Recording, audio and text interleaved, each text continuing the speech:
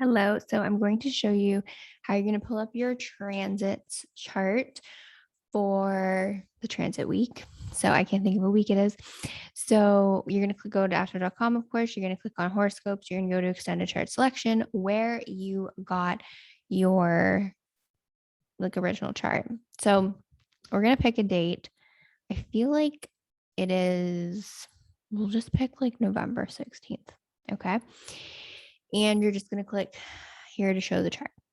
Boom. Chart comes up. Okay, Lisa, this looks the same as the other chart. There's this little button here called plus with transits. Boom. It's going to change. So you're going to get all these weird little green things on the outside. The little weird green things are the planets. So it basically is comparing. You remember you're in the center here. This is what the sky looked like when you were born. Cool. Now on the outside, this is what the sky looks like today or whenever you want to put in the transit. So for November 16th. So it kind of compares. So when looking at for big transits, you can think, okay, well, let's go down here. There's a lot of Scorpio energy. I have no Scorpio placements. Well, let's look opposite. Boom, boom, boom, boom, boom. It's Mercury. What's Mercury? Okay. Mercury is basically directly opposite my Mercury. So that could create some tension. It'll be more of a fast transit. Any inner planet. So the sun, the moon is very fast every 2.5 days, but the sun, the moon, Mercury, Venus, Mars, if you're having one of a transit with one of those, it will move relatively quickly. So when we look at transits, we want to look at the outer planet transits because those planets stay in signs for, well, Jupiter's year, Saturn's 2.5 years, and then longer on from there. And that's really when the planets are asking you to make changes and they're giving you plenty of time to kind of make you uncomfortable so that you can make the change. So, so first you look around and you go, okay, Venus Capricorn. I have no Capricorn.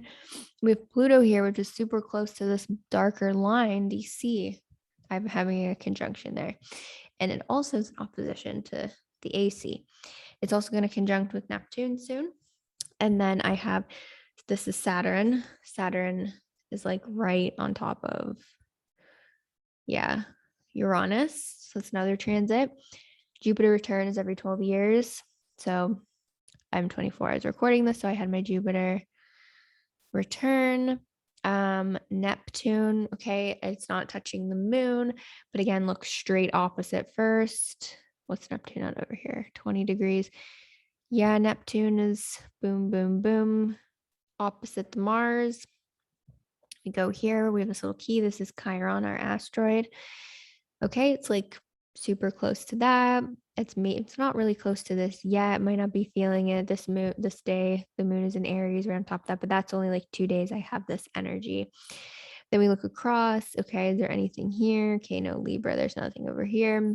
Uranus is on top of Mercury. This is a very interesting transit. There's going to be a podcast about that. And then our North Node is going, it moves backwards through the signs.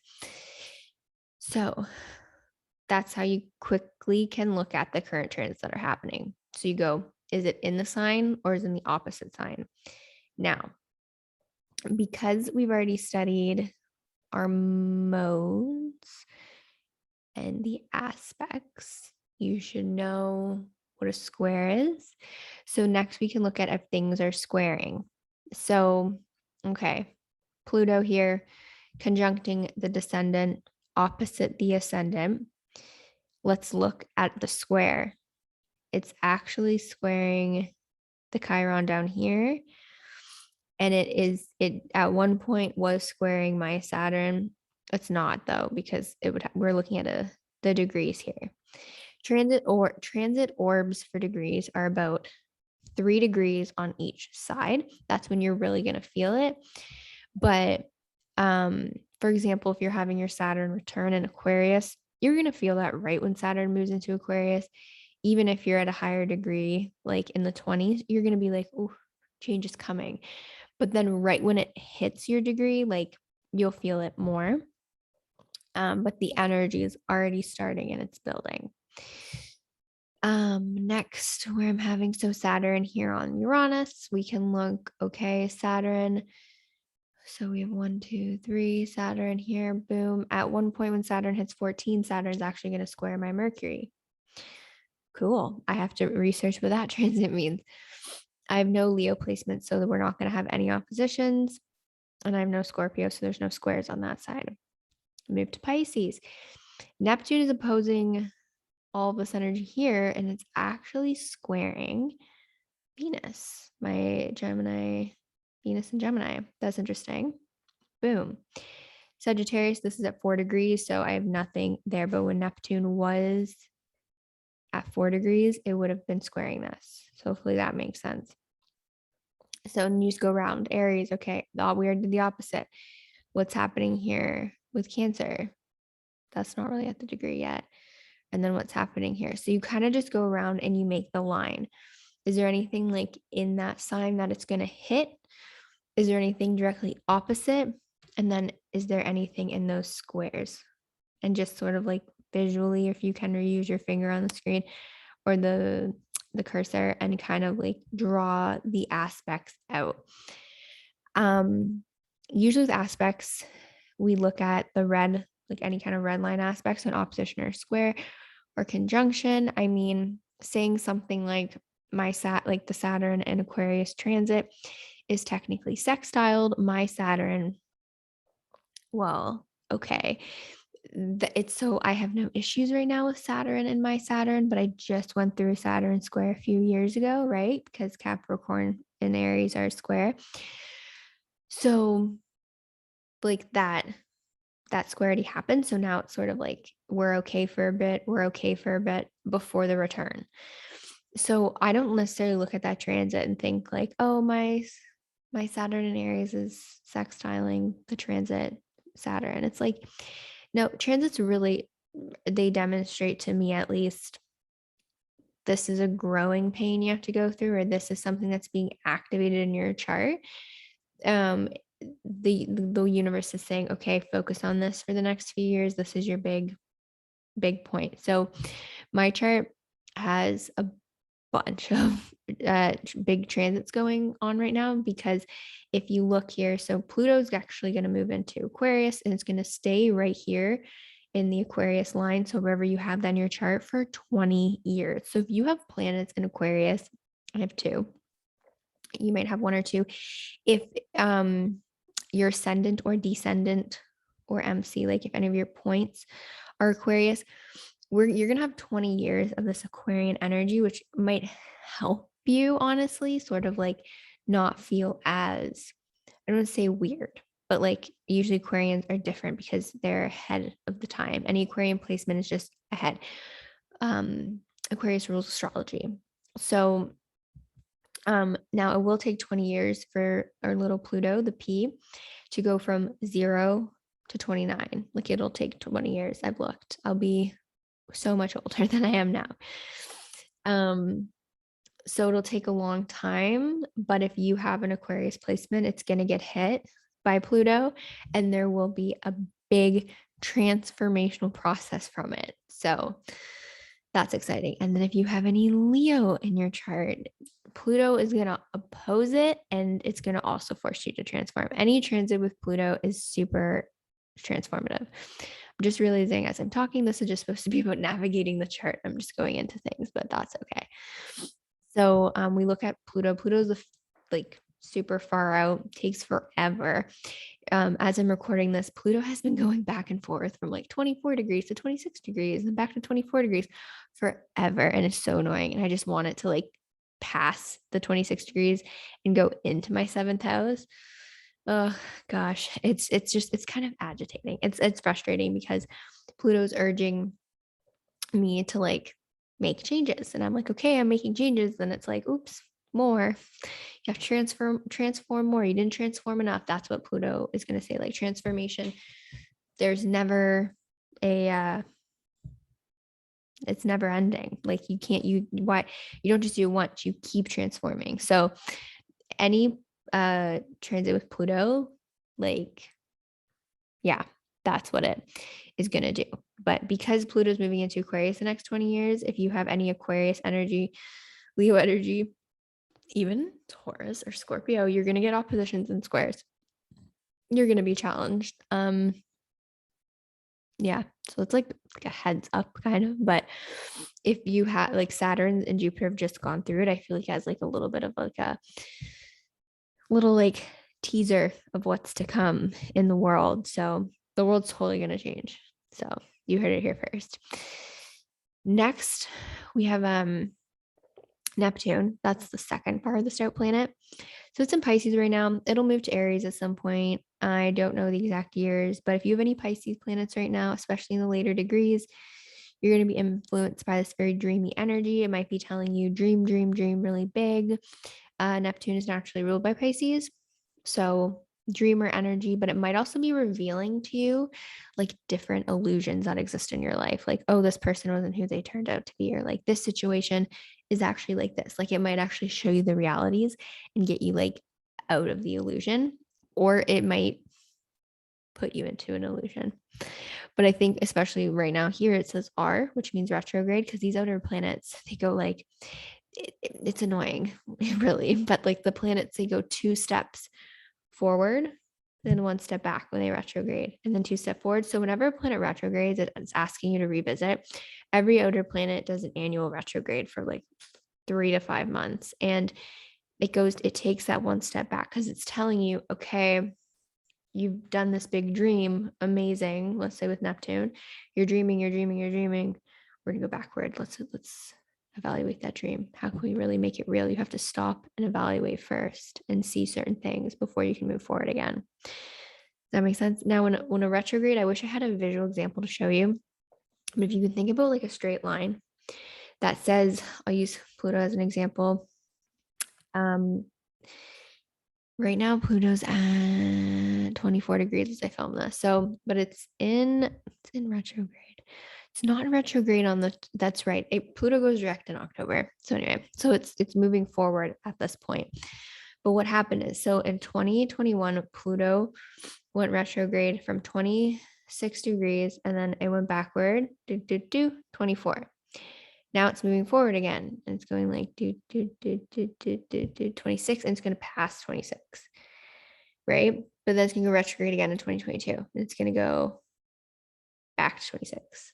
And then it'll move forward. And it's like this back and forth, back and forth. So, but if you think of a line, so like the planet's here,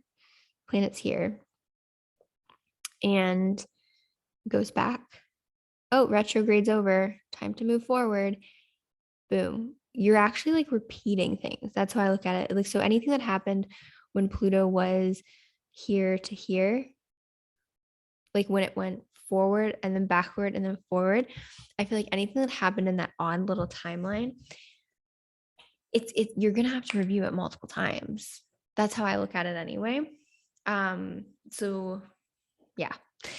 Now the next outer planet, Uranus, it's in Taurus for 6 years in total, and then it moves into Gemini. If you have any Taurus placements, look at those. You're gonna have to shake some things up, which like is not Taurian at all. You do not want to change things, but Uranus doesn't care. It's gonna want you to change. And if you don't change things, well,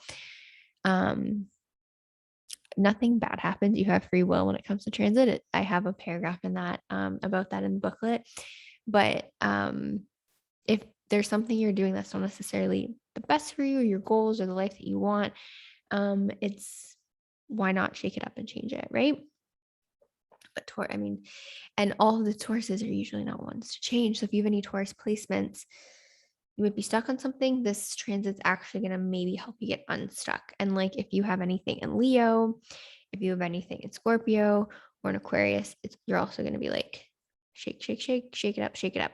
Because Uranus is like the rebellious planet. It's like, don't do it that way. Don't do the way everyone else does it. Do it your own way. Then the next outer planet, I'm going backwards from Pluto, like inwards. We have Saturn. Every 2.5 years, we have Saturn. It like takes 20 to 30 years for Saturn to go around the whole zodiac wheel. And then we have Saturn returns. So if you have Saturn in Aquarius right now, you are 30 or like almost 30. And then if you could be in your late 50s, almost 60. So there's like, it's cool. And then you go through another one like in your 80s. So yeah, super fun. This is the planet that's going to be like, hey, grow up. Then your second Saturn return, it's like, hey, what are you going to do in retirement kind of thing, right? Like, okay, you've worked so hard, you've been a great adult. What are you going to like retire and do? Like, it forces you though to plan your life and like get responsible. It's known as the planet of karma and discipline. So if Saturn's touching anything in your chart, again, conjuncting, opposing, or squaring, it's going to be like discipline. Now, do I have one that I can? I guess Saturn here, it's going to at one point square my Mercury. So it might be like discipline your thoughts. I mean, Uranus on Mercury, I'm meditating every day and I'm started EFT tapping and I'm doing hypnosis. I'm doing all of these things. And I'm like, why? Because Uranus is telling me to shake up my mental patterns and thoughts. So Saturn's going to come in and like, boom, it's going to square my mind. Okay, now you have to be responsible with what you say. I don't really know, but there'll be a responsibility attached to communication. Something I'm just going to say, like I say, I don't really look for with transits for like the hard, I just like looking at the hard aspects, like our red lines. But I mean, Saturn right now is totally trining my sun. Like it's at, I think it says 7 degrees. Yeah. And then this is at 8 degrees. So Saturn is trining my sun. So that's an easy kind of flowy energy.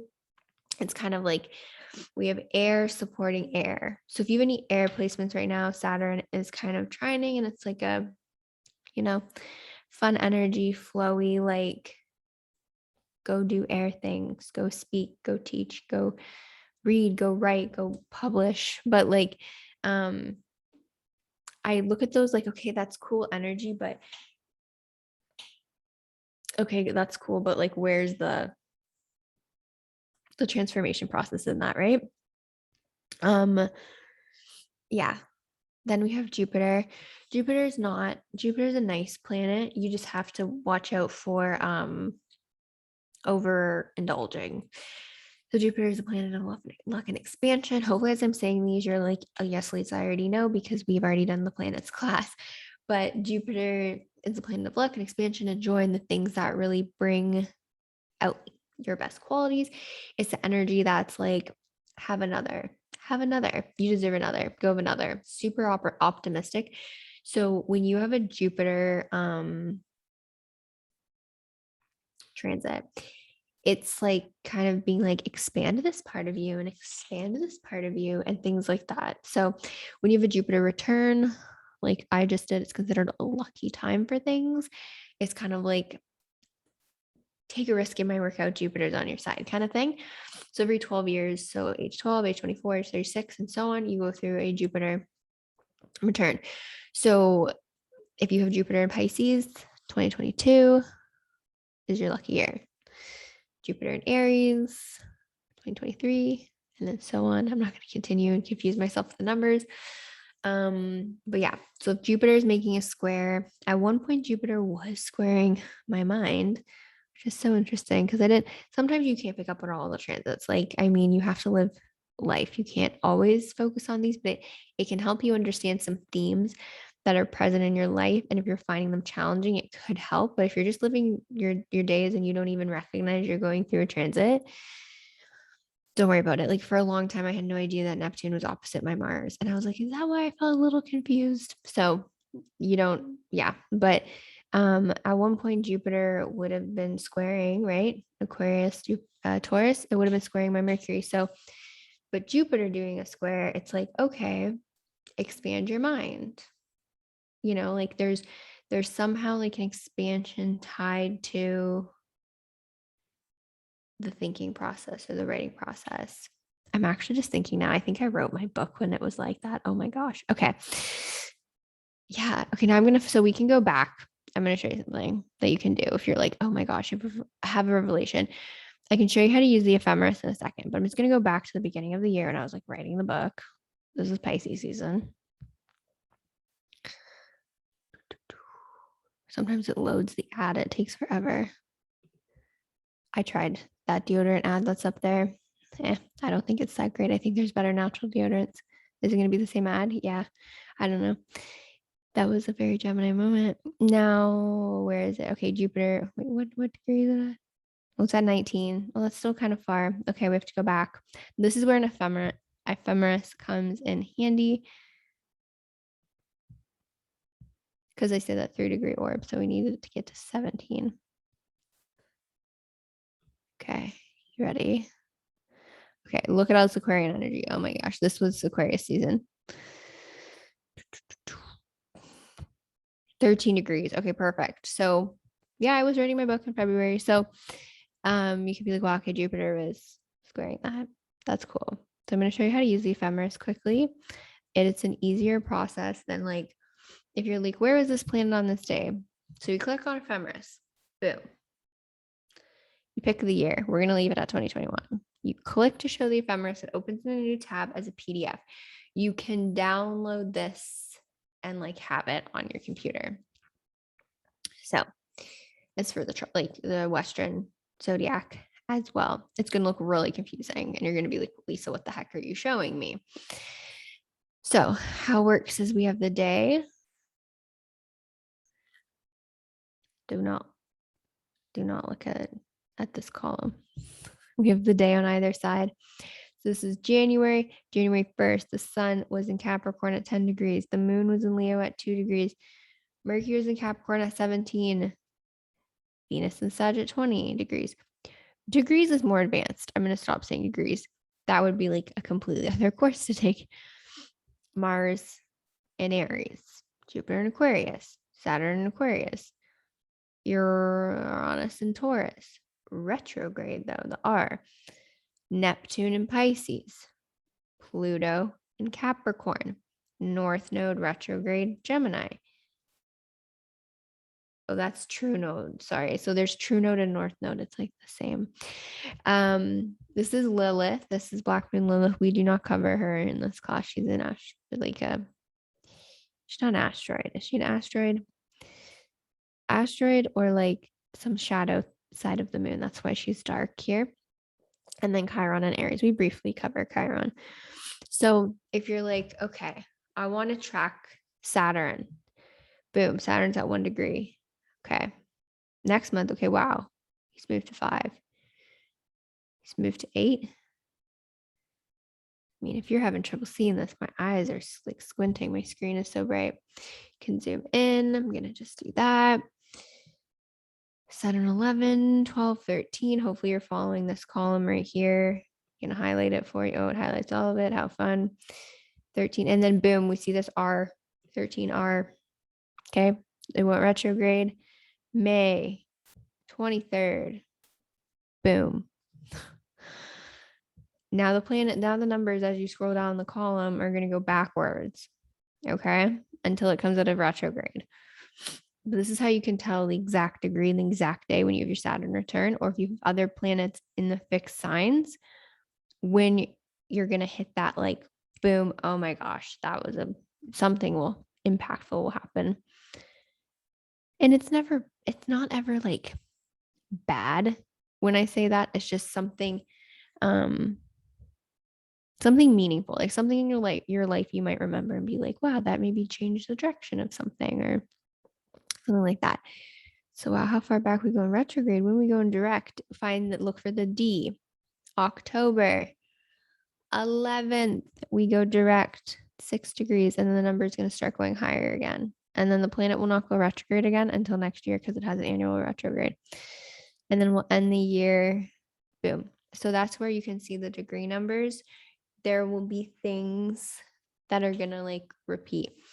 And you can look through this for every planet. So I'll show you Pluto here. You see Pluto 25, 24.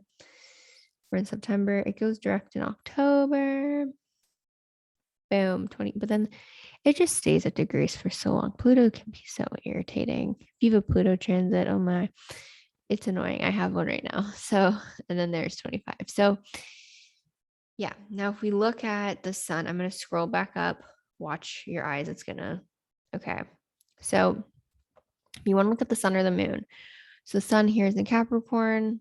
It shifts into Aquarius here. You can see, right? And the degrees go so fast. It's a degree a day, right? I'm going to go back up again. And the moon, every 2.5 days, we switch. See the zodiac signs?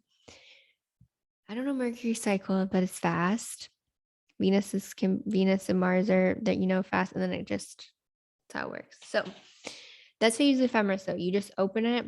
If this is confusing, you let me know and I can do another video or talk about it more in the live class. But it's if you don't want to keep pulling up your charts to see transits, you just want to be like, or I could even be like, when is Uranus going to leave my Mercury alone? Like that could be a thought you have. Like, when's Uranus going to leave one of your planets alone? So find it.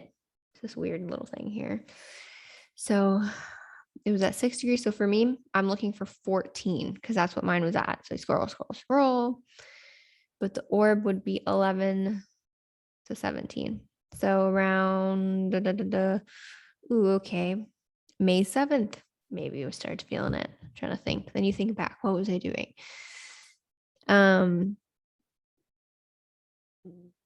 Looking, okay, so July 7th, it went 14. Okay. I started doing all of my mindset work on the 23rd. So yeah, but I was like, you're like slowly getting there. So things will slowly build, but it went retrograde. So as you can see, boom, boom, boom, boom, boom. Yeah, going to 12. It goes direct at the beginning of 2022. So it's just going to keep going lower and it moves out of my orb. So it'll like lay off a bit, but when it goes direct, it's just going to start bothering me again. And I've looked and I have this energy for like 2.5 years. So fun. But the ephemeris lets you kind of see that. And you can pull up the ephemeris for any year you want. I mean, we could probably put in 2030. Will it generate it? Let's see. Oh my gosh, it did.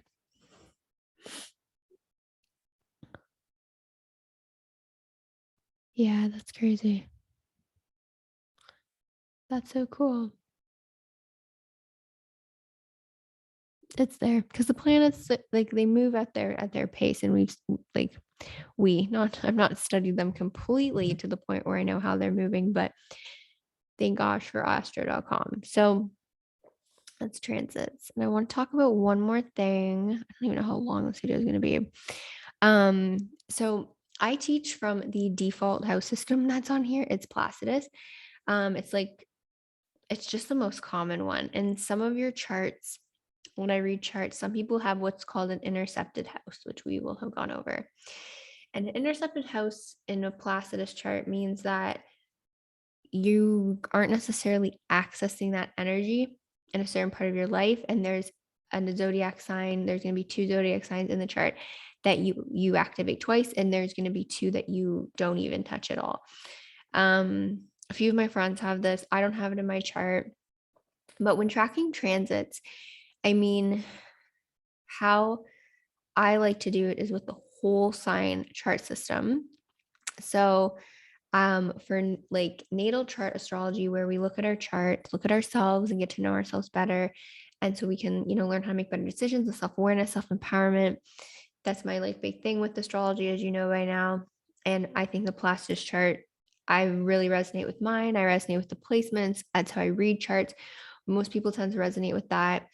When I read transits, I don't like to look at Placidus. I like to look at whole sign. I'm going to show you why. And I have to use my chart. So we go down to whole signs. You click it. And then we'll do it for, I had November 16th up, I believe. It's a random date. We'll do it for there. And I'm going to explain why I like whole signs. Now, my chart, I access all the energies, but I'm not going to show you someone's chart without their permission that has an interception, even though there are a few in my list here. So we're going to pull up the transit. So as you look, my chart looks a little different than how it did before because I'm a high degree rising. So see how it says AC 26. So my chart starts at Cancer rising 26 in Placidus, and it goes. So for me, it really looks like this moves a lot of my planets, like sun in the 12th. What? I'm sun in 11th. And it can be a little like weird.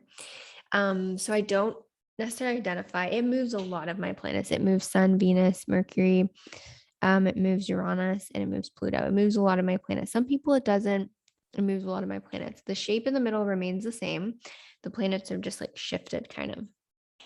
But why I love this for reading transits is that no matter where your ascendant is, my first house is ruled by Cancer. So look to your ascendant.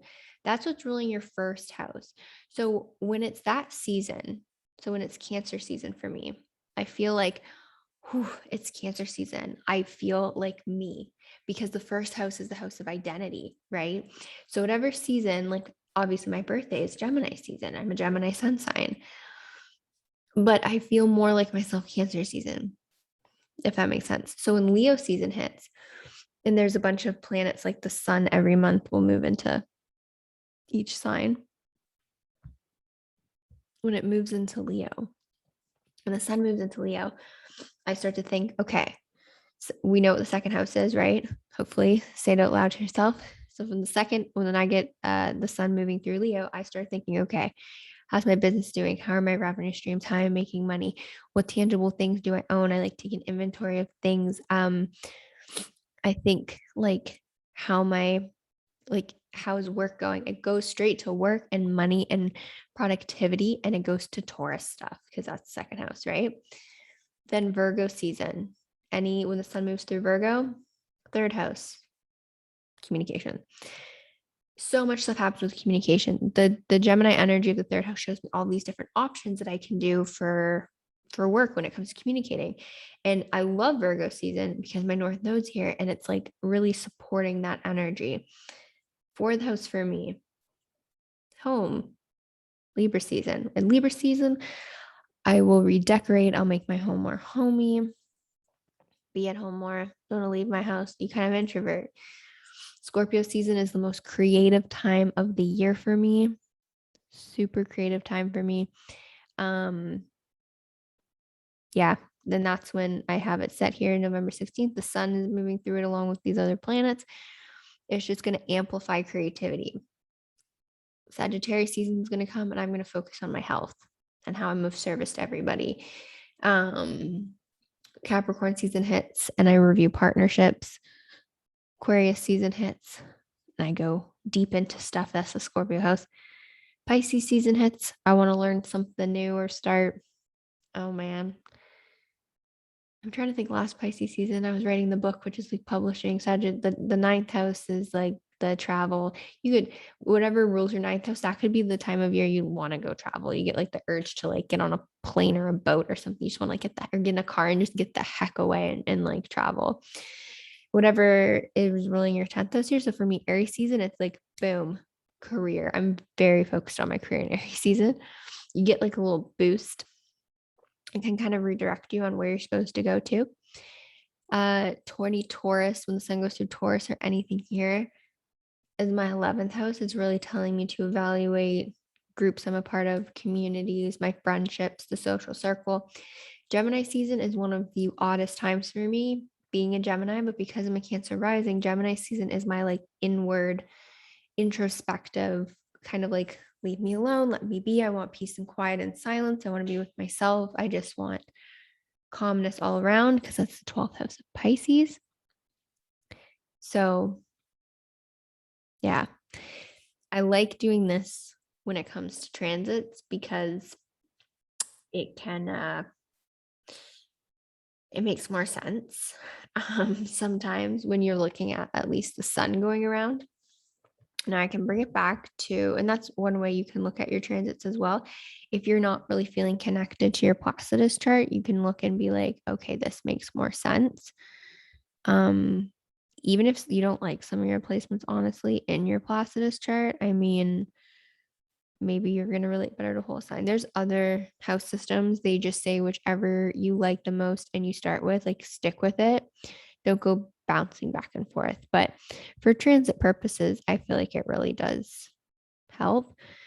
Because we look here and we look at everything, it's like, oh, the sun doesn't for Scorpio season. It's not until halfway through I feel it with my creativity. It's like, no, I probably, I probably, um, I'm getting the urge to be expressive and express myself, right?